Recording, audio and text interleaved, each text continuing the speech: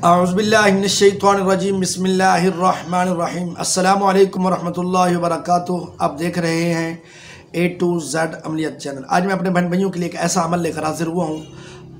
मेरे वो दोस्त अहबाब जिनके घरों में उनको लगता है कि उनके घर में कोई सांप है, कोई बिच्छू है, कोई जहर आलूद चीज़ उनके घरों में मौजूद है और वो चाहते हैं कि उसको घर से निकाल दें और वो घर से दफ़ा हो जाए, तो आप ये अमल करेंगे तो इंशाअल्लाह अज़ीज़ वो जहर आलूद चीज़ें आपके घर से निकल जाएंगी। आपने करना ये है कि पाक मट्टी ले लेनी है।